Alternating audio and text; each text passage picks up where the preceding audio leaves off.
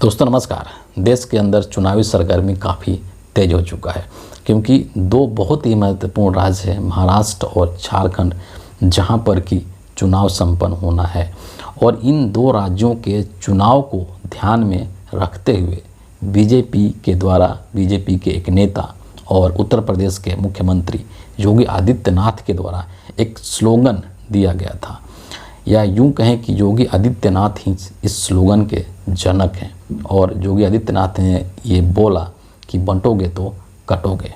ये जब स्लोगन योगी आदित्यनाथ ने दिया तो इस चीज़ को ध्यान में रखते हुए, इसके जो मूल भावना है उसको ध्यान में रखते हुए प्रधानमंत्री नरेंद्र मोदी ने इसका समर्थन किया और इसको डायरेक्टली योगी की भाषा में न बोल करके बल्कि इसको थोड़ा सा चेंज कर दिया, इसमें थोड़ा सा परिवर्तन ला दिया और मोदी जी ने एक नया स्लोगन गढ़ दिया।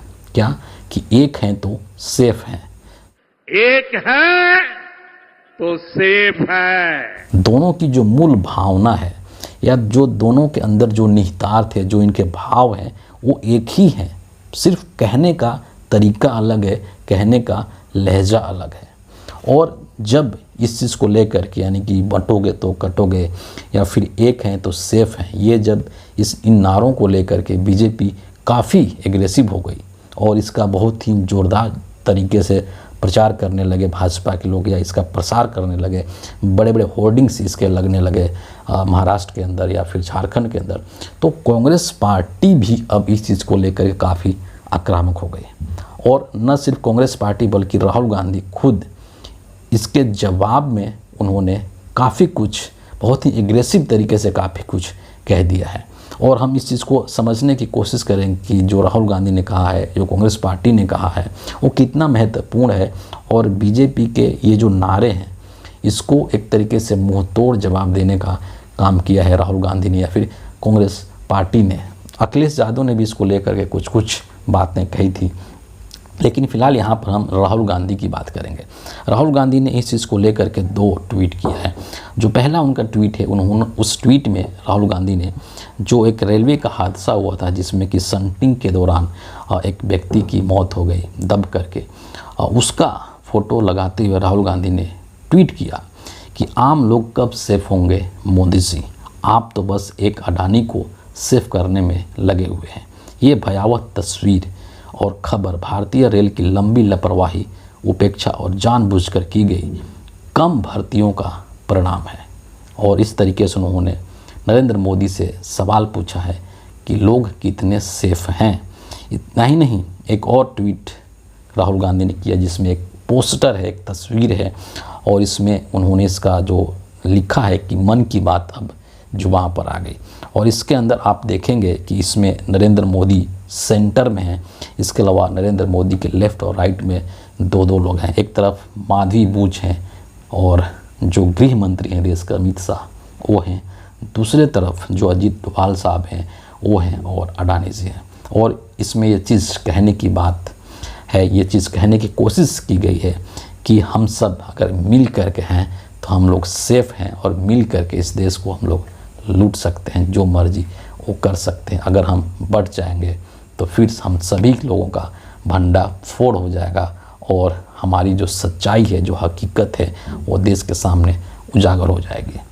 एक और चीज़ जो कांग्रेस पार्टी ने ट्वीट किया है, एक तस्वीर है, पोस्टर है जिसमें लिखा हुआ है कि एक ही तो सेफ है। और इसमें आगे जो है वो नरेंद्र मोदी जी हैं और उनके पीछे अडानी जी की तस्वीर बनी हुई है। यानी नरेंद्र मोदी के ये जो पोस्टर है, जो तस्वीर है, इसका ये कहना है कि नरेंद्र मोदी के इस शासनकाल में एक ही व्यक्ति तो सेफ है, बाकी तो सभी लोग अनसेफ है। ये बात कांग्रेस और राहुल गांधी की हो गई। लेकिन यहाँ पर जो 1-2 चीज़ है जो कि समझना बेहद ज़रूरी है और इसको समझने की ज़रूरत है, इस पर सोचना चाहिए और चिंतन मनन करने की ज़रूरत है। ये जो स्लोगन है जो योगी ने बोला और उसका रूप चेंज करके उसको मोदी जी ने भी बोल दिया, ये दरअसल अपने आप में एक डर की राजनीति का परिचायक है। इस स्लोगन के माध्यम से एक डर पैदा करने की कोशिश की जा रही है। और ये जो डर है, ऐसा नहीं है कि नरेंद्र मोदी या योगी सिर्फ देश की जनता को डरा रहे हैं, देश के अंदर जो हिंदू हैं उनको डरा रहे हैं, ऐसा नहीं है। नरेंद्र मोदी, बीजेपी, योगी खुद भी डरे हुए हैं और उस डर से लोगों को डरा रहे हैं ताकि उनकी राजनीति सुरक्षित रहे। उनके अंदर, उनके मन में जो चुनाव हारने का डर है ना, उसी डर को कम करने के लिए ये देश के बाकी लोगों को डरा रहे हैं ताकि उनको डरा करके और उनका वोट हासिल किया जा सके और अपनी राजनीति को बचाए रखा जा सके। नरेंद्र मोदी, अगर आप देखेंगे, जब इस बात को कहते हैं कि हम एक हैं तो सेफ हैं, ये बहुत ही विडंबनापूर्ण है, इसके अंदर बहुत ही विरोधाभास है। क्योंकि नरेंद्र मोदी इस देश के प्रधानमंत्री हैं और पूरे देश के प्रधानमंत्री हैं। देश में जितने भी लोग हैं, चाहे वो किसी भी राज्य के हों, किसी भी जाति के हों, किसी भी संप्रदाय के हों, उन सभी लोगों के प्रधानमंत्री है नरेंद्र मोदी। फिर नरेंद्र मोदी कैसे ये बोल सकते हैं कि एक हैं तो सेफ हैं? यहाँ पर एक सवाल ज़रूर बनता है कि आखिर नरेंद्र मोदी किसके सेफ होने की बात कर रहे हैं और किसके अनसेफ होने की बात कर रहे हैं।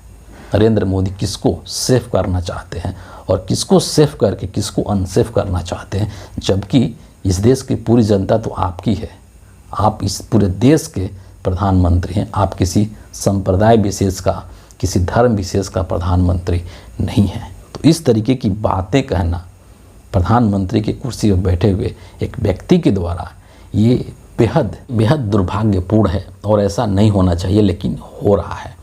और आलम अब ये है कि नरेंद्र मोदी के इस स्लोगन का या योगी आदित्यनाथ के इस स्लोगन का अब इनके जो पार्टनर्स हैं, जो एनडीए के एलाइज पार्टनर्स हैं, वही विरोध कर रहे हैं। महाराष्ट्र के अंदर जो इनके पार्टनर्स हैं, अजीत पवार हैं या अन्य जो लोग हैं, वो इस स्लोगन का विरोध कर रहे हैं और उनका सीधे तौर पर यह कहना है कि महाराष्ट्र के अंदर हमारे यहाँ जो कि एक कहते हैं कि सामाजिक जो सुधार होता है, सोशल रिफॉर्म होता है, उसकी भूमि है, सामाजिक क्रांति की भूमि है। तो वहाँ पर इस तरह के स्लोगन नहीं चलेंगे कि बंटने और कटने वाले स्लोगन नहीं चलेंगे, क्योंकि ये जो स्लोगन है वो कहीं ना कहीं एक नकारात्मक राजनीति को दर्शाता है, एक हिंसात्मक, एक हिंसा भरी राजनीति की ओर संकेत करता है। और इसीलिए इन नारों के साथ महाराष्ट्र में इनके पार्टी के लोग, इनके जो गठबंधन के लोग हैं, वो कह रहे हैं कि मोदी और योगी अगर हमारे यहाँ प्रचार करने नहीं आए तभी बेहतर है। मतलब इस नारे को लेकर के, स्लोगन को लेकर के जो एनडीए के पार्टनर्स हैं उनमें ही एक मत नहीं है, उनके अंदर ही फूट पड़ चुकी है। और वो चीज़ भी आपको नहीं भूलना चाहिए जब उत्तर प्रदेश के deputy chief minister Keshav Prasad Maurya ने यह बोला कि ये जो स्लोगन है बटोगे तो कटोगे, ये बीजेपी का स्लोगन ही नहीं है। ये बात भी केशव प्रसाद मौर्य ने कही थी। तो इनको लगने लगा कहीं ना कहीं कि ये जो स्लोगन, जो नारेबाजी कर रहे हैं भाजपा के लोग, इसका राजनीतिक तौर पर इनको बहुत ज़्यादा फ़ायदा मिल नहीं रहा है। क्योंकि जो जनता है हिंदुस्तान की, देश की, वो कहीं ना कहीं थोड़ा अब जागरूक होने लगी है और उनकी जो मूलभूत ज़रूरत है, रोटी कपड़ा और मकान, उसके तरफ उनका ध्यान केंद्रित हो रहा है। उनको लग रहा है, ये चीज़ उनको महसूस हो रहा है कि देश के अंदर कितनी महंगाई है, कमाई कम हो रही है, कमर तोड़ महंगाई हो रही है, जिससे कि अपनी जो दैनिक ज़रूरत है उसको पूरा करने में भी लोगों को दिक्कत हो रही है, परेशानी हो रही है। तो जो वास्तविक चीज़ें हैं, जो व्यवहारिक चीज़ें हैं, उस पर अगर पार्टी बीजेपी के लोग बात नहीं कर रहे हैं और इस तरीके की फिजूल नारेबाजी कर रहे हैं, तो उससे जनता की समस्याओं का निदान नहीं होगा। ये लोग अब धीरे धीरे समझने लगे हैं और इसीलिए बीजेपी के लोगों को लगने लगा कि ये जो स्लोगन से अब काम नहीं कर रहे हैं, तो ये इससे पीछे हटने की कोशिश कर रहे हैं। एक और चीज़ मैं कहना चाहूँगा कि जो नरेंद्र मोदी की पूरी राजनीति है 2014 से लेकर के और अभी तक, उस पर अगर आप नज़र डालें, ध्यान दें, तो नरेंद्र मोदी ने सिर्फ और सिर्फ डर की राजनीति की है। इन्होंने अपने शक्ति का, जो इनके पास कुर्सी है, उस कुर्सी की जो ताकत है, उस ताकत के बदौलत इन्होंने देश के तमाम लोगों को डराया है। चाहे वो अपोजिशन पार्टी के लीडर्स हों या फिर अपने ही पार्टी के जो लीडर्स हैं, उनको भी नरेंद्र मोदी ने डराया है, उनको भी नहीं बख्शा है। इसलिए आप देखेंगे कि बीजेपी के अंदर कोई भी व्यक्ति नरेंद्र मोदी या अमित शाह के खिलाफ एक शब्द भी नहीं बोल सकता है। एक शब्द बोलना तो दूर, उनके विचारों से इतर विचार भी नहीं रख सकता है। और इसके कई एग्जाम्पल्स आपको देखने को मिल जाएंगे, किस तरीके से मोदी ने डर की राजनीति की है इस देश में, और डरा करके लोगों को कैसे ईडी और सीबीआई का इस्तेमाल करके पार्टियां तोड़ी हैं, सरकारें गिराई हैं, वो तमाम तरीके के काम किए हैं। और नरेंद्र मोदी की जो पूरी की पूरी जो राजनीति है वो इसी डर पर आधारित है, सांप्रदायिक हिंसा और नफरत पर आधारित है। लेकिन अब देश की जनता धीरे धीरे जागरूक हो रही है और इसीलिए इनको इस तरीके के स्लोगन से कोई फ़ायदा नहीं हो रहा है। ये बात इनको 2024 के लोकसभा चुनाव में भी समझ जाना चाहिए था, लेकिन ये नहीं समझे।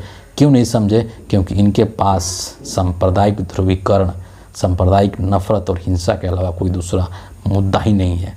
ये रोज़गार की बात नहीं कर सकते हैं, ये महंगाई की बात नहीं कर सकते हैं, ये तमाम जो जनता से जुड़े मुद्दे हैं उसके बारे में बात नहीं कर सकते हैं। इसीलिए अल्टीमेटली इनके पास सिर्फ एक ही हथियार बचता है, और वो क्या है कि लोगों को डराओ, उनके अंदर नफरत पैदा करो, हिंसा के लिए भड़काओ, ताकि वोटों का ध्रुवीकरण हो और हमें उसका राजनीतिक लाभ मिल सके।